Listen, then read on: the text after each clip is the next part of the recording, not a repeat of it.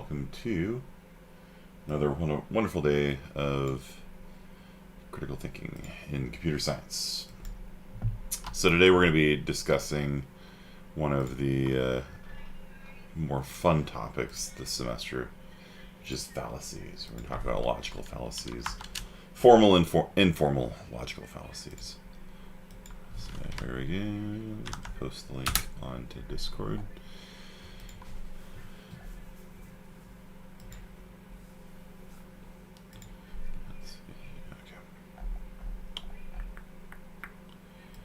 Alright, so what is a fallacy?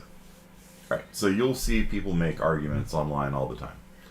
And we're gonna more formally define what an argument is in a later episode of Computer Science 1, Critical Thinking in Computer Science. But for today, we're just going to do something fun, which is to discuss fallacies in reasoning. So a fallacy in reasoning is when somebody advances an argument that doesn't work. Basically, is one way of thinking it.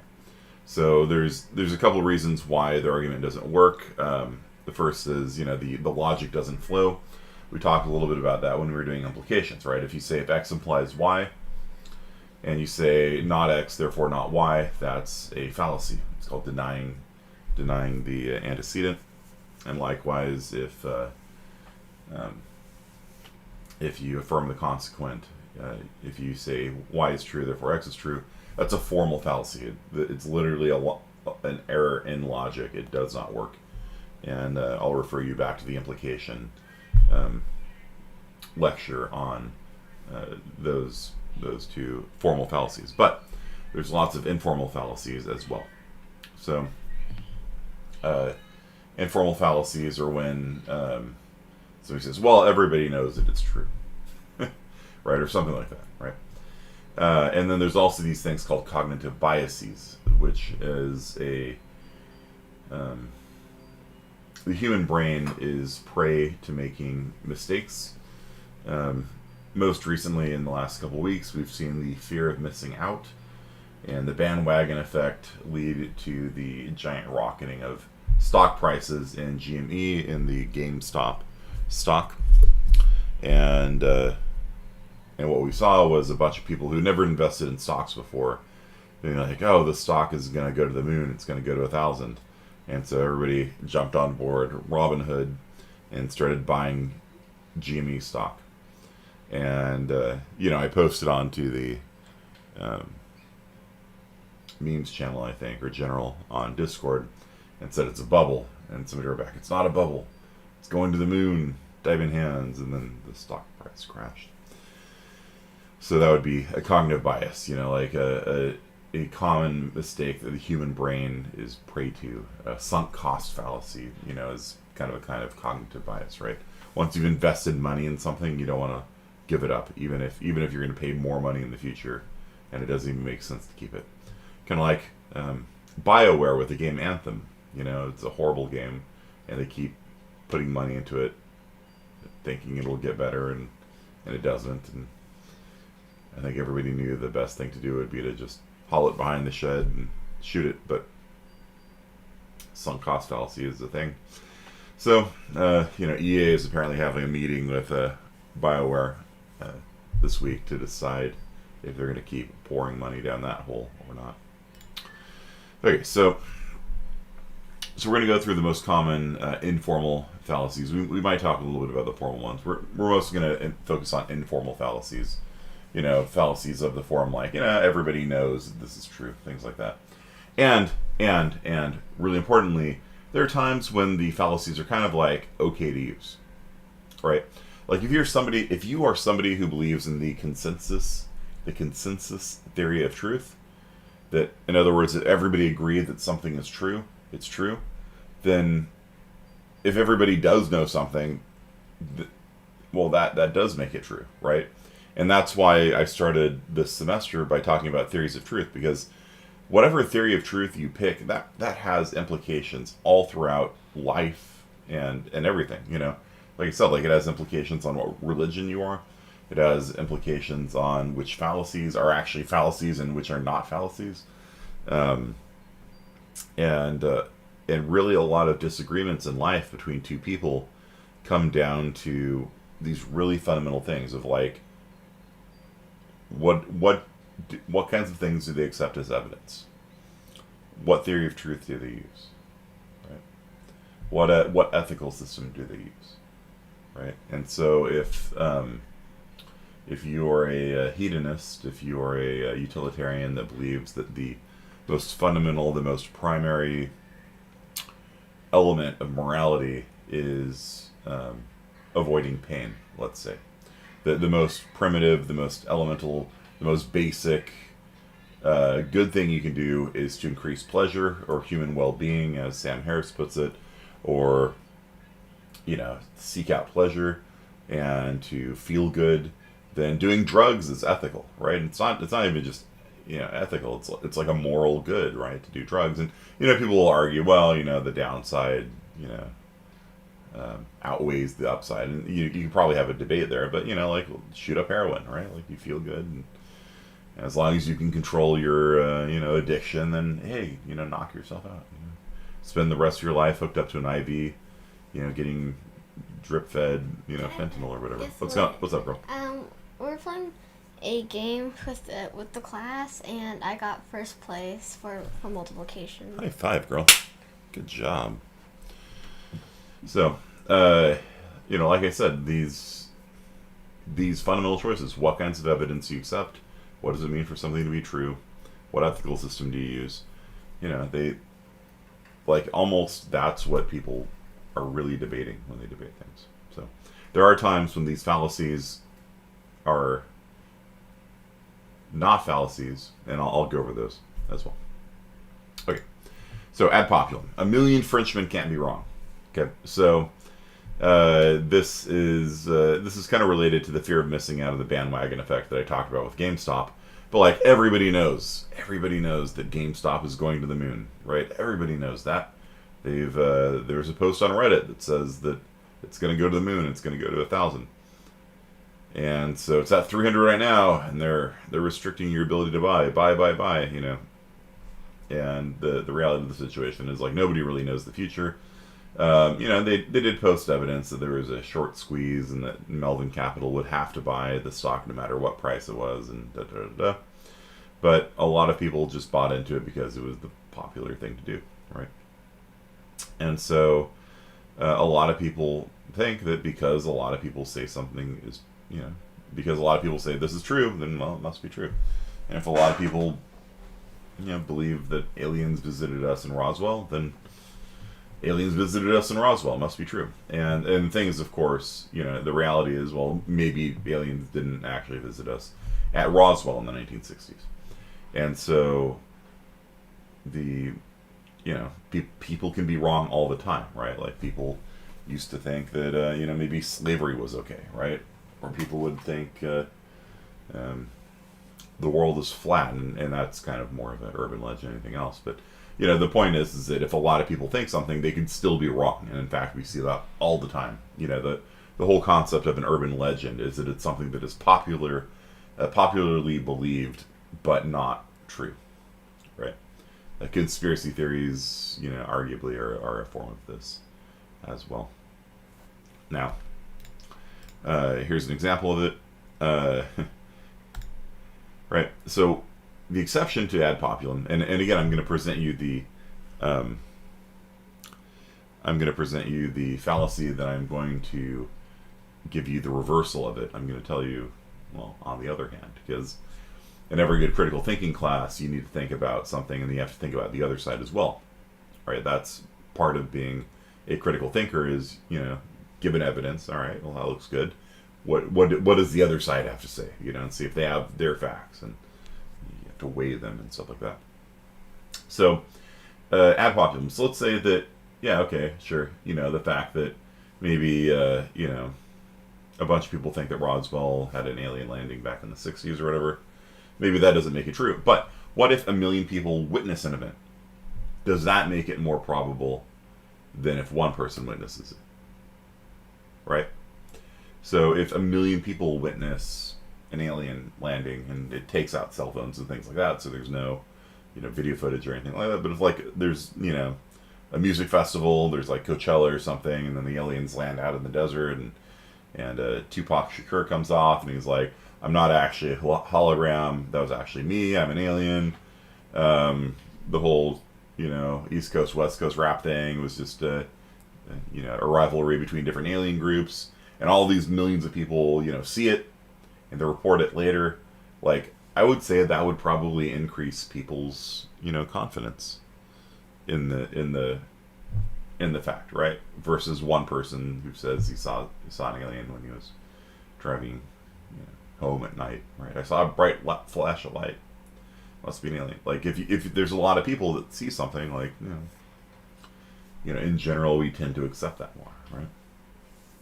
So, another example of when ad populum does not work is if you, like I said before, if you accept the consensus theory of truth, then a lot of people saying something is true does make it true. That's actually what it means for something to be true. This definition is true because everybody agrees it's true. It's an easy example of the use of the consensus theory of truth. There's this video here, and you can watch it.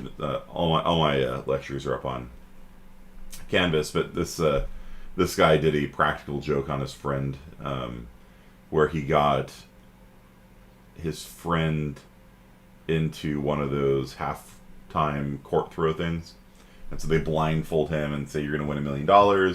And so they blindfold him. He shoots the basketball. It goes nowhere near the hoop, but he gets everybody in the audience to applaud and scream that he won. He pulls off his envelope. He starts running around all excited. They bring out a giant check. He's like, "Yeah, I won $1 million," and he thinks that he won $1 million because ad populum, right? Like, all these people all agreed, yeah, you hit it. And then his friend comes out with the check, and he instantly knows he just got punked, and you can see the moment where his soul leaves his body, right? And so, you guys understand ad populum? Basically, it's the notion that everybody knows something to be true, therefore it's true. And in reality, they could be wrong.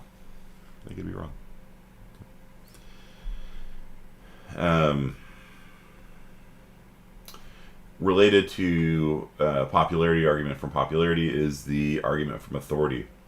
And so this can be kind of a tricky one.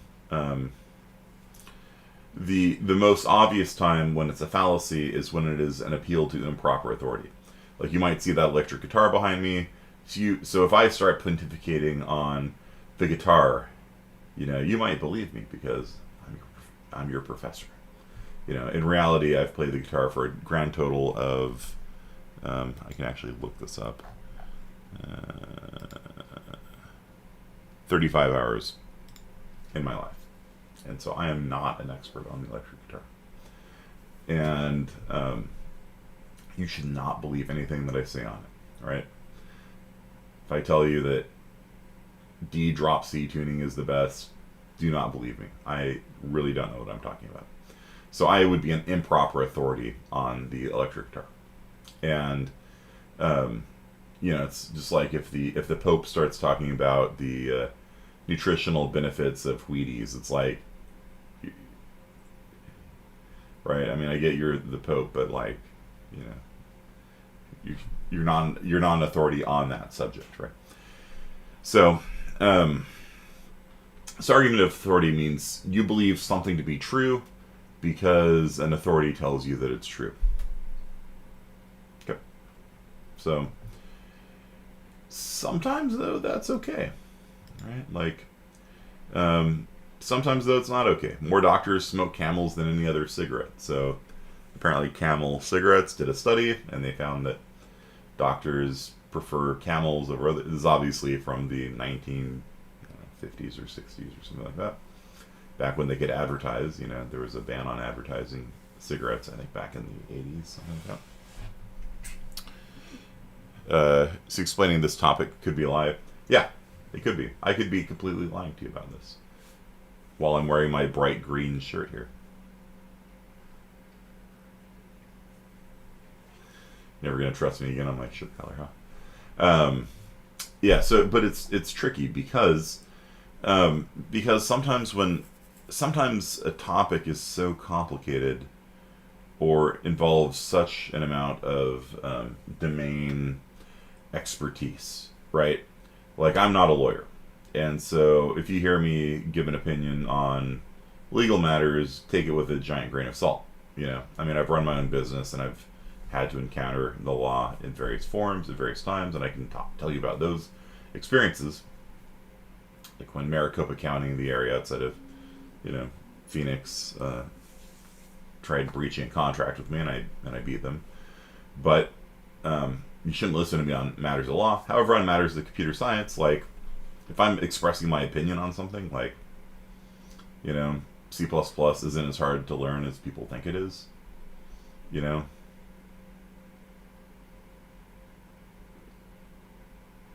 Probably it's probably a good idea to listen. It, and that's kind of true across the board. If you're thinking about building a house, and you go talk to a guy who's been building houses his whole life, he's like, "Don't build a house on your land, dude. That ground is not stable or whatever." You should probably listen to him. You know what I mean? And so when you have a domain expert speaking within their domain on something they know about, like the Higgs boson, the scientists at CERN ran a lot of experiments, and they published a paper saying the Higgs boson is real, right? Probably a good idea to believe them, right? They've done the math. They're probably not lying to you. So, published a paper. It's gone through peer review, et cetera, et cetera.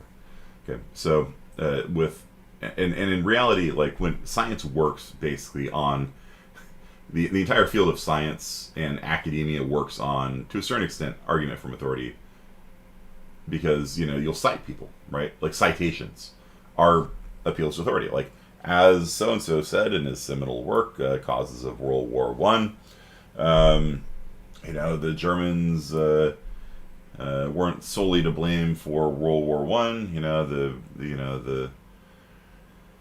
The Tsar and the Kaiser, who were related, were trying to talk it out and stuff like that, and talks failed, and et cetera, et cetera. And so, ain't nobody got time to go through all of the correspondence between the Tsar and the Kaiser in order to write a paper for your history class. You know what I mean? And so the way that academia works, the only way that it's possible for it to work, is for you to sort of have a certain amount of trust that these experts aren't lying to you, right? So when you find a scholarly paper or a textbook or something like that, and it summarizes all the correspondence between the Kaiser and the Tsar, and you don't even speak Russian or German, right? And you say, "I'm going to cite this." That's technically an appeal to authority. Just because somebody in textbook said that they were trying to make peace doesn't mean it was actually true.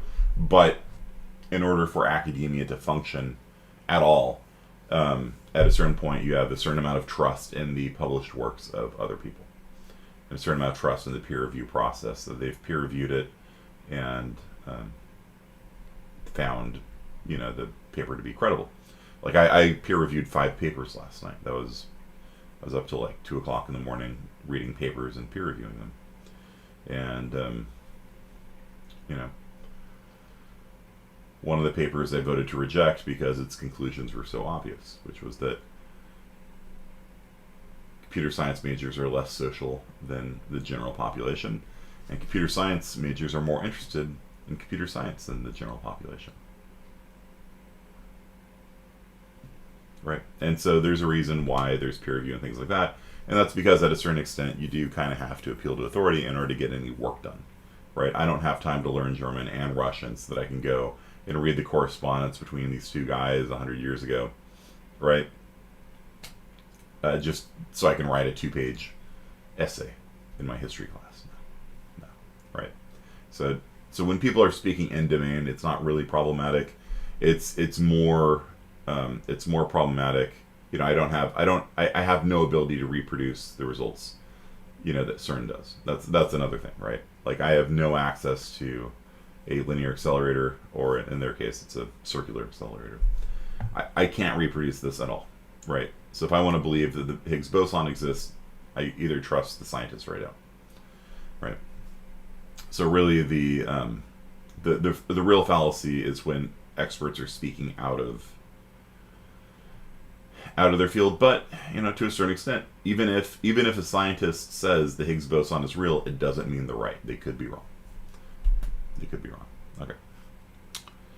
You can never fully trust anyone. I know, but you have to have, like, in order to just get through life, you have to have a certain amount of trust. You know what I mean?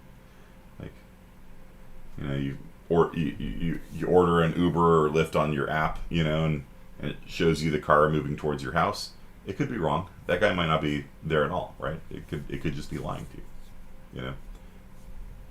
Everything could be a lie at a certain level. So, okay, so equivocation fallacy. This is a fun one. So equivocation fallacy is when people use the word with two different meanings. Okay, and so they argue something using two different meanings. All men are mortal. Women are not men. Therefore, women are immortal. Where is the equivocation? Where in this 3-line argument, which I think the logic doesn't work either. Where in this syllogism is there an equivocation? Where is a word being used in two different senses between two different lines? What do you guys think?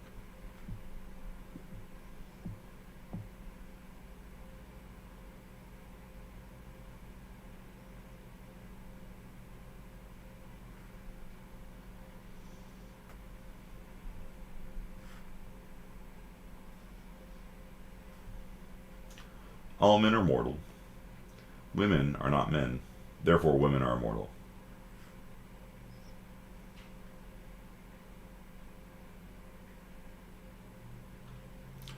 Yeah, so in the first line here, this really means humans, right? Like, we use the word man to be short for human, right? And so, when Socrates says all men is mortal, he doesn't just mean the male gender, right? He means all humanity, right? All mankind is mortal. And so this is equivocating. This means here all humankind, and this means gender, right? And so it's using the same word, men. It's using the same word on two different lines, but in two different senses of the word. The English language, a lot of times when you open up a dictionary, there will be 9 different definitions for, like, the word can, right? Like, you can have a tuna can, a can of tuna fish. I can help you out. I can't walk. Those are two different meanings of the word can. I can help you means I'm free right now. I can help you. I can't walk means my leg's broken. Even if I wanted to, I can't help you. You can go to the store. Permission. Like, there's a lot of different senses of the word can, and it's very easy to equivocate between them using different definitions of the word can. In this case, man meaning mankind in general, and then here meaning gender. So it's an equivocation. A ham sandwich is better than nothing. Nothing is better than God. Therefore, a ham sandwich is better than God. So where is the equivocation here? What do you guys think? A ham sandwich is better than nothing. Nothing is better than God. Therefore, a ham sandwich is better than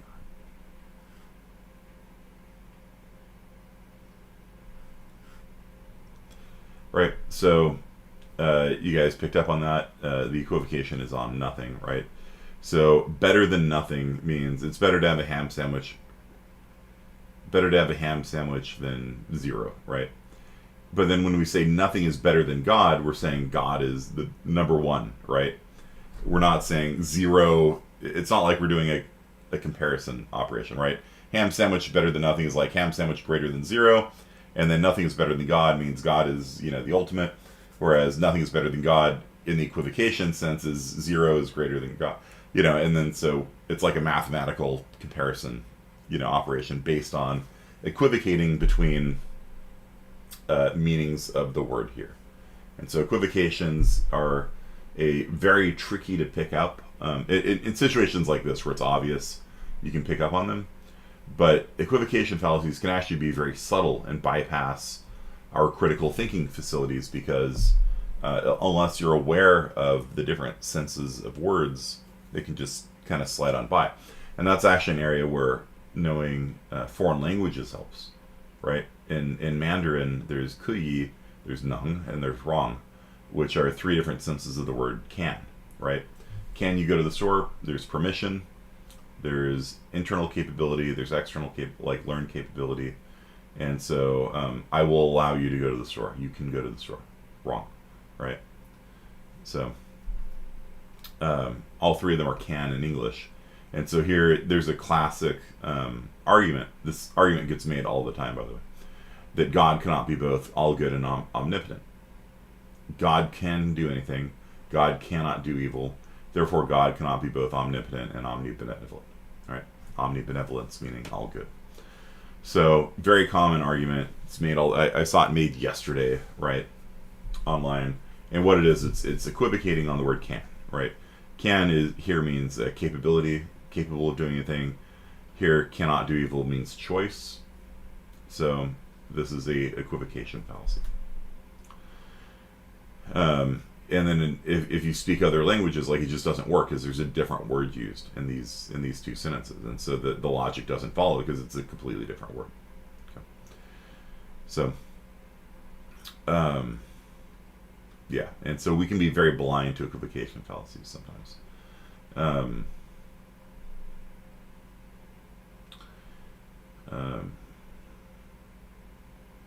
Yeah, language can make errors in reasoning hard to see sometimes.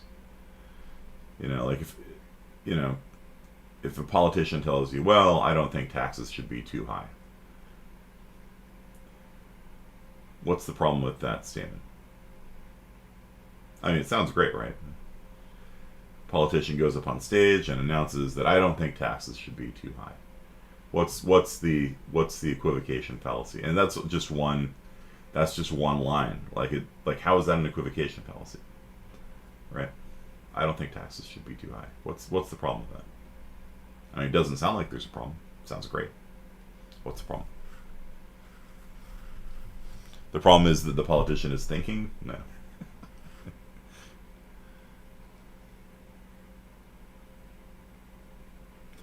No one is going to pay for the highways and roads. No, he didn't promise to get rid of taxes.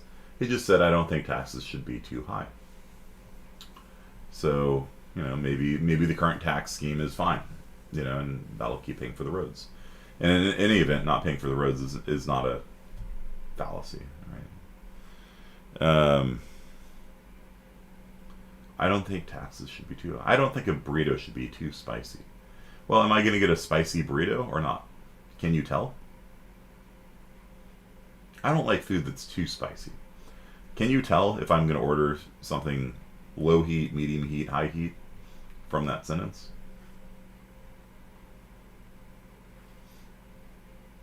Right? I've just announced you. And this is true. I don't like food that is too spicy. Have I conveyed any information at all to you about if I'm going to order a burrito from Chipotle and destroy my gastrointestinal system? Have I told you if I'm going to order the mild, the medium, spicy sauce by saying I don't like burritos that are too spicy? No, I haven't. No, let's say I am telling the truth, because I think it's almost a truism. I think it's a tautology. Too hot is something that nobody likes. Too hot is something that nobody likes because it's too hot for them. It's hotter than their tolerance level. Right? And so if I tell you I don't like burritos that are too hot, that's actually probably trivially true. Right? But I have conveyed no information to you. It means something different to every person who's listening to that sentence. Some people hate spice, and they'll be like, oh, well, he's clearly not going to order a burrito with any spiciness on it at all. And then some people like spicy food, but they're like, oh yeah, there is too hot. There is the ghost pepper or the insanity pepper from The Simpsons, right? Homer ate and went on a hallucinogenic journey. And so I have actually, in just one line, done an equivocation because it means different. It means different things. Like too hot is going to mean something different to every person. What every person's tolerance level for hot is, too hot is one step beyond that, right? And so you can go, and this is a great thing that, I mean, great if you're a politician. It's not great if you're a critical thinker. But politicians will go up and be like, I don't think taxes should be too high. And everyone will nod because everybody has a level beyond which they think that taxes are too high. And you think the politician agrees with you, right? This is a great trick if you guys are going to become a politician. Go up there and be like, I don't think burritos should be too hot. Everyone's like, I don't think the government should be involved in areas it shouldn't be involved in. I don't think that taxes should be too high. And everyone goes, yay. I don't think they should be too low either. Oh, yeah, okay. And you've said absolutely nothing because, too high means a different thing to every person, right? So it's most times when you equivocate, it's between one line of an argument and next, but you can actually pull it off if you're speaking to a bunch of people and they all have a different notion of what too high means or too low. So the next time you see a political speech, look out for that. It's a great trick if you're a politician. Bad argumentation, but it's a great trick. Yeah. All right, so the next two, Fallacy of Composition and Fallacy of Division, I put on to every midterm, oftentimes over and over again, and students never seem to understand them, and will just start guessing them left and right. It's just like affirming the consequent, denying the antecedent. Students don't really understand them, so they just start guessing them left and right. Well, it's been on every question, so I'm just going to guess it, And there's usually like one of them that's fallacy of composition or fallacy of division. But when students don't understand something, they'll just start guessing it. And so, of all the fallacies, the four that I think people have the hardest time with are the formal fallacies. X implies Y, and that's why I gave you all those Xi books on understanding it, is because it's really important to understand that if X implies Y, you don't know anything if X is false. Okay? And if you know that Y is true, you don't know anything either. X could be true, X could be false, if Y is true.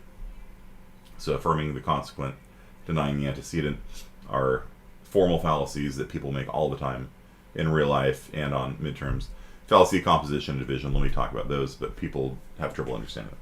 So if I made an argument that went along the lines that what is true of the parts must be true of the whole, that is called a fallacy of composition. Composition means putting things together, right? So if I say, my car has tires, therefore car is tires. That's a very obvious fallacy of composition because there's more to the whole than the parts. But in philosophy, people will advance this argument. Humans are made of nothing but atoms, therefore humans are nothing but atoms, right? And therefore the soul doesn't exist, for example. So there's nothing more to the whole than there is of the parts. Is a fallacy of composition. A book is just pieces of paper, right? So any time you reason that way, it's problematic, right? So that said, sometimes it does work. For example, if all the parts of an object conduct electricity, then you can conclude that the whole will conduct electricity, right? So if you take a bunch of pieces of metal that all conduct electricity and you glue them all together, or weld them together, let's say, then it's probable that the whole thing will conduct electricity too, right? But maybe not. Maybe it gets big enough that the resistance gets high enough it won't conduct electricity very well. Who knows? So,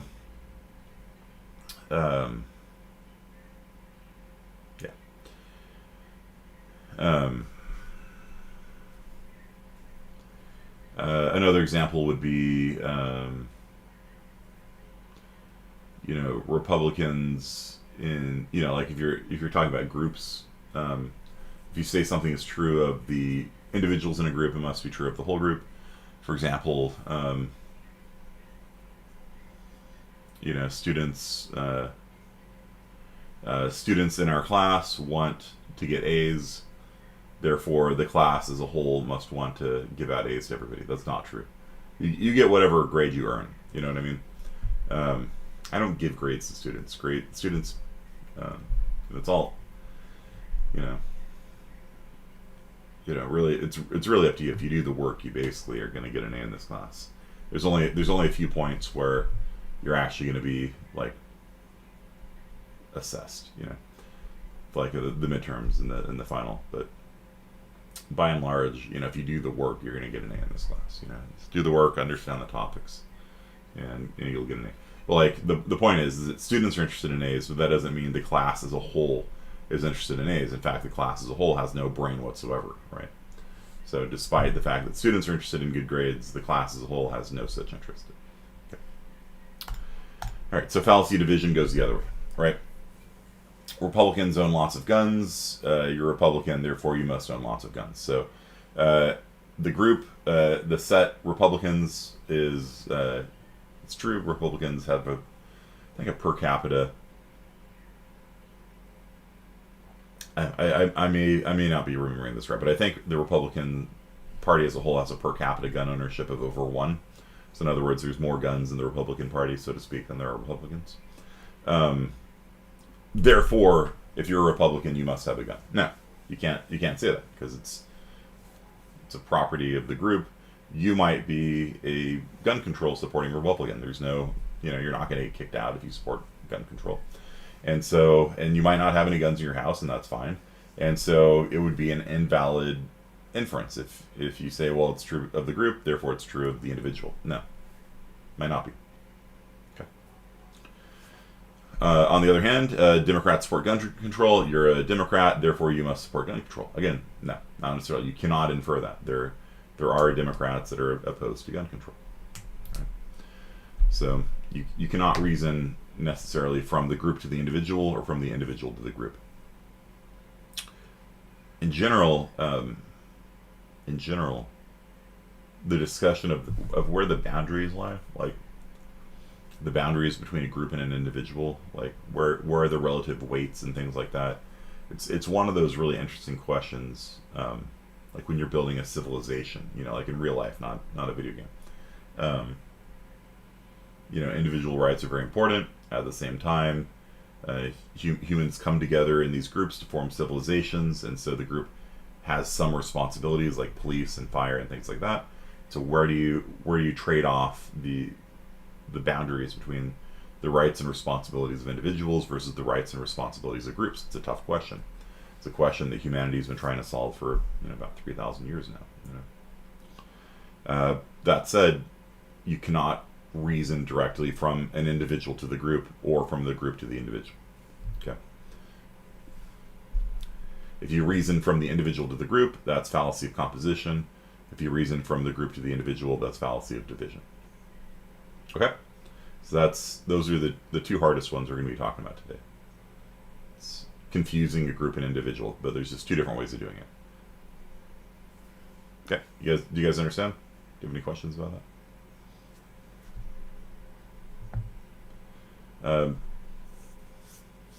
Very common on social media, very common on places like Reddit, things like that. Any question about fallacy of composition? Seems straightforward.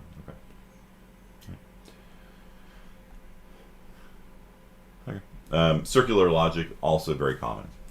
So if you assume your conclusion to be true, it's very easy to prove your conclusion.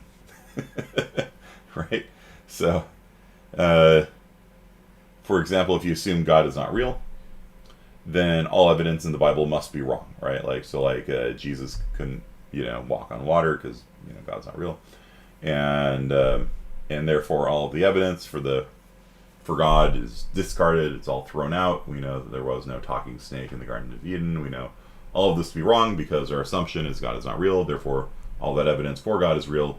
And because there is no evidence for God, then we can conclude, therefore, God is not real. But this is bad reasoning because you're just taking your assumption and turning it into your conclusion. You know what I mean? And it's very easy to conclude something is true when you start with it being true.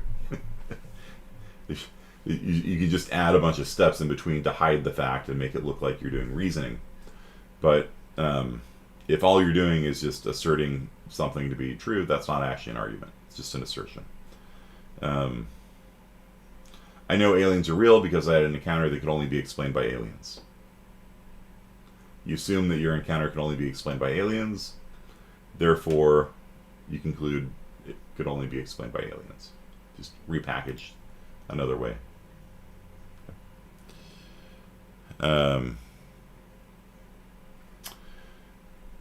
Circular logic. So what another example be?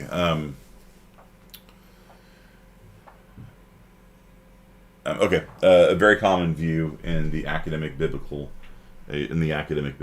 world is there's a prophecy made by Jesus in the Gospels that the temple would be destroyed, and in AD 69 or 70, something like that, the temple was destroyed, and so a lot of people conclude that the prophecy had to have been written after the fact, and so it's like, all right. So your assumption is that, Jesus was, just a mortal man, and therefore you're concluding from it that Jesus was a mortal man, right? And so, whereas a Christian who would say, well, Jesus was God, therefore the Gospels have to be written before 69, right? Because there'd be no point making a prophecy after the fact, right? The whole point of a prophecy is to demonstrate, something. And so a Christian and an atheist can both engage in circular logic, just on the different side of the matter, right? And neither one of those is a valid form of reasoning. So a Christian who says the Gospels must be written before 69 because Jesus made a prophecy that came true is just assuming that Jesus was divine, therefore the prophecy is divine, therefore it's prior to 69, and then the atheists do the same thing on the other side. We assume he's a man, therefore it must be written after 69. Therefore, it wasn't a real prophecy. And so it's a little bit, they try to disguise it in like academic language. Well, you can't assume that miracles are real. Yeah, well, you're assuming they're not real, right? You're assuming that, and so circular logic is something that is very hard to deal with. You have to, you can't bake your assumptions into the conclusion, right? So, could you say I think UFOs are real because you saw a strange light in the sky? You could, but if you say that the UFO is real because the only explanation for that light you saw was a UFO, therefore is a UFO, then you're baking your assumption that the only explanation is UFO into your conclusion that it was a UFO, and so you've accomplished nothing with your argument. All you've done is made an assertion. You've made an assumption. And you're just stating your assumption. I assumed this had to be a UFO. Well, okay, great. Right. So, I'm not saying it was the aliens, but it was the aliens. The ancient aliens guy. Yeah. So, and so I don't pick on any particular group, by the way, when I teach this class. If I say something about Republicans, I will typically say something about Democrats. If I say something about atheists, I'll say something about Christians. Because guess what? Humans are humans, and all humans are vulnerable to these things, right?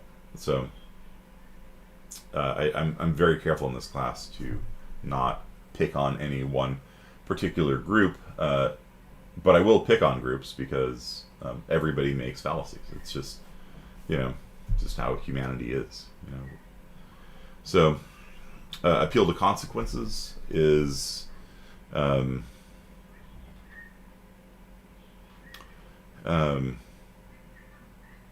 Common as well. I keep saying these things are common, but they really are. There's like hundreds of fallacies, right? And I've kind of picked out the most common ones. So, appeal to consequences is if you don't like the outcome of something, then that something must be wrong, right? So, Democrats didn't like the fact that Trump was their president for 4 years. And so, like, he's not my president. It's like, I mean, I guess people living in Canada can say that because I guess technically he wasn't the president. But, and then Biden, there was Republicans not wanting to accept Biden as the elected president.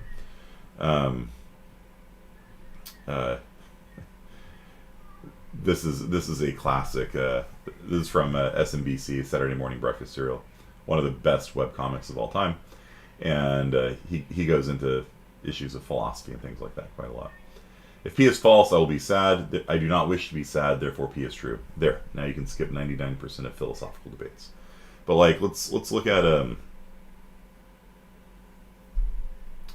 like real life, right? So like a lot of people don't want to accept global warming as being accurate, because if global warming was accurate, they might have to give up their cars and trucks, right? California has passed a ban on internal combustion engines, right? So in the 2030s, at some point, it will become illegal to sell a gas-powered car in California. All cars in California will be electric or hydrogen or some other alternative to gas, starting in the 2030s. I don't remember the exact date.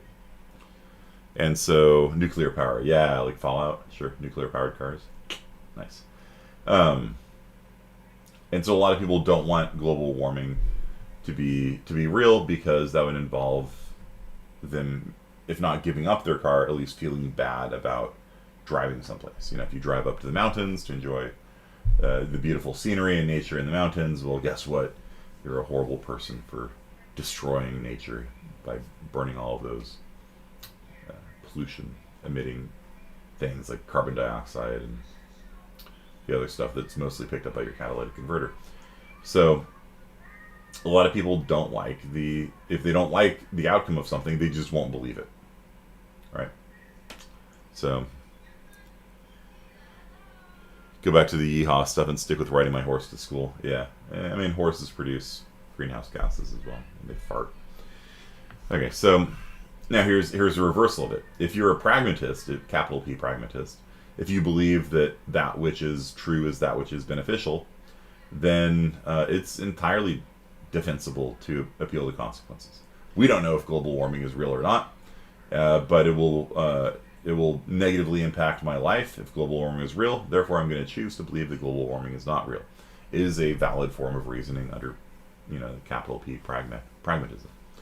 So, or another example where people will do appeal to consequences, and I think legitimately, is like, let's say that somebody says, I believe in the might makes right ethical framework, right? I believe in the framework of the Athenians in, which dialogue was it? Is it in Athenians beating of a small city-state. It's going to bug me if I don't remember the name of the dialogue. No.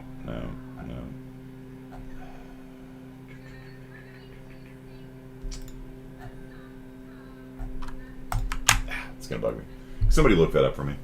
The name of the small city-state that resisted Athenians' invasion, and the Athenians basically put forth the argument like, we're going to conquer you, you should surrender. And they're like, yeah, but if we surrender, we're going to betray our allies in Sparta, and we can't do that. We made them a promise. And the Athenians are like, look, we're bigger, we're stronger than you, we're going to beat you up.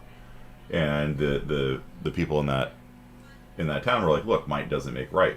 We're going to do the right thing to do, whether or not we're actually going to lose or not. And so the Athenians, made, like what we talked about last week with ethical theories, they made this argument that might makes right, and so if you're going to be arguing about which moral framework is right, which moral theory is right, then you can appeal to consequences. You're like, look, people who believe that might makes right lead to all these horrible, atrocities. Therefore, it's a bad moral framework. Then that would be perhaps a legitimate form of appeal to consequences, right? Like, look at the problems with utilitarianism. If you're a hedonistic utilitarian, then doing drugs is good, and obviously drugs are not good. It's an absurd moral result. Therefore, hedonistic utilitarianism cannot be right, or hedonistic utilitarianism would allow you to kill a homeless person and chop up their body and divide up the organs to people that need them. That's clearly wrong. Appeal to consequences. But in those circumstances, maybe it's defensible, because when people have different moral theories, they can't really argue with each other, right? You need a meta-ethical, framework to judge different moral frameworks. Police, no. It's gonna bug me. I'm gonna have to look up the name of that. Let's see. Okay. All right. False generalization is when you have a couple examples and you draw a generalization about it, right?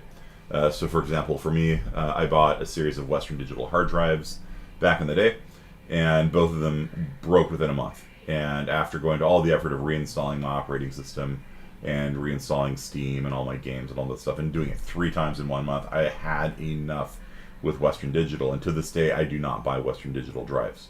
I just upgraded my computer here to a 15 terabyte hard drive.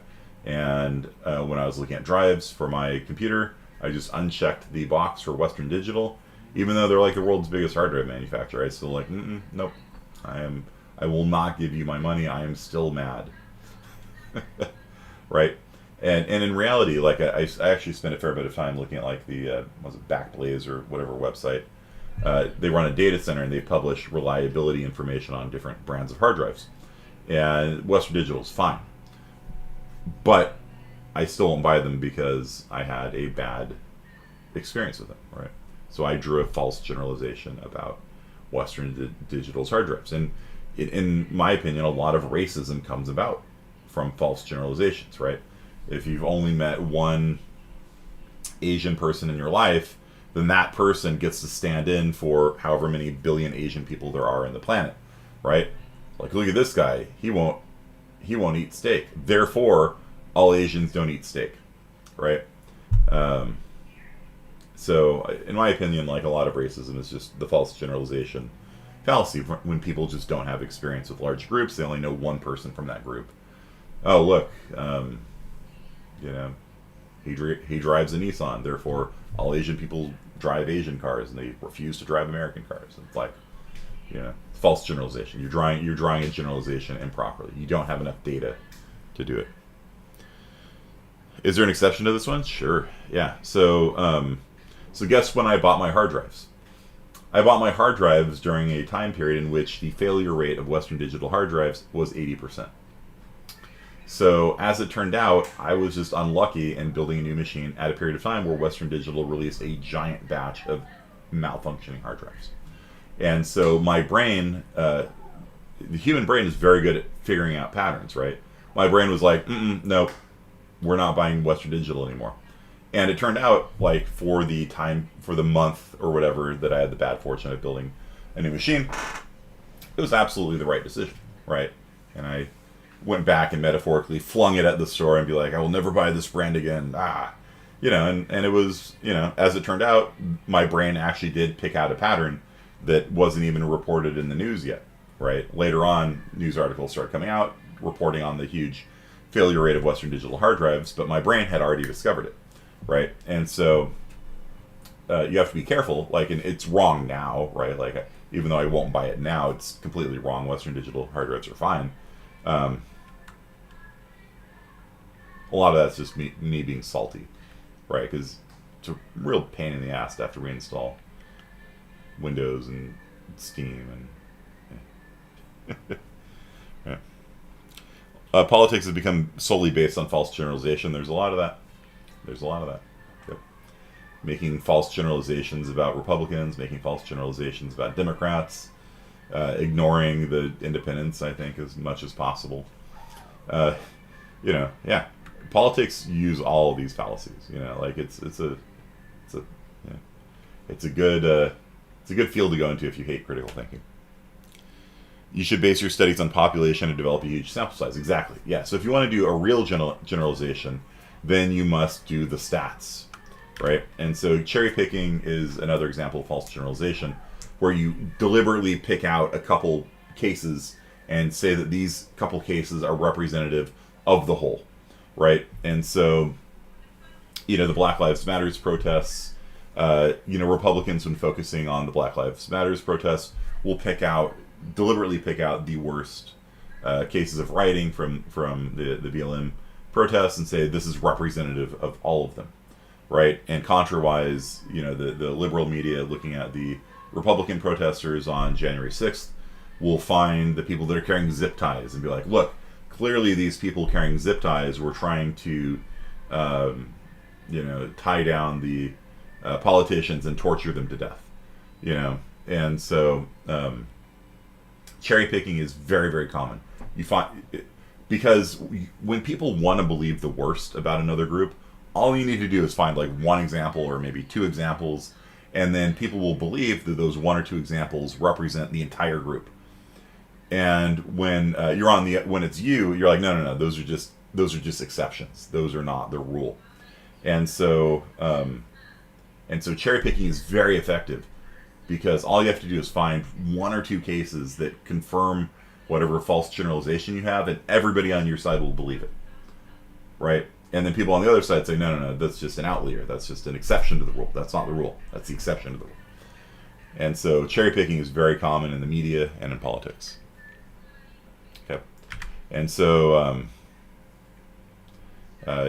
people do this in science too. If you exclude data you don't like to make the point that you're trying to get, so you pick just the cherries you want to make your scientific paper work.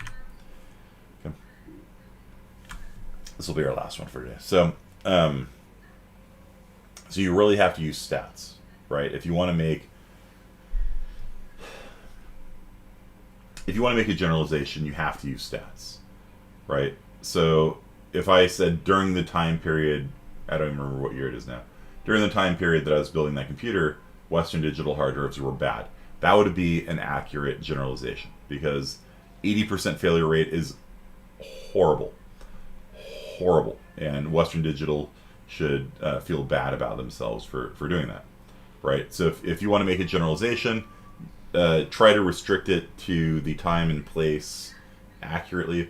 Like I can't say that Western Digital hard drives are bad overall because overall they're pretty good. But if I restrict my view to just that month or so that they were making 80% bad drives, then that generalization, their drives were bad, is correct, right? And so you need stats, you need numbers, you need large sample sizes, you need to qualify your statements to the time and place. Most findings in psychology are of college freshmen. College freshmen are the most studied population in psychology because they're basically forced to do psychological experiments. And so a lot of these things we think to be true in psychology maybe are just true for freshmen, because we cherry pick just college freshmen. So if we say that America has a problem with binge drinking, it's like, do we?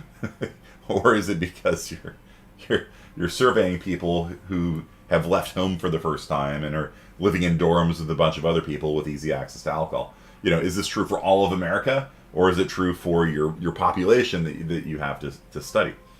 And so cherry picking is a problem in science. It's a problem in politics. It's a problem in the media, and the media will do it deliberately, and politics will do it deliberately, and science will do it deliberately. Sometimes, right? Like they'll this data doesn't make me look good. Okay, we're going to exclude it. That's an outlier. We exclude it, and we just take the data that we like.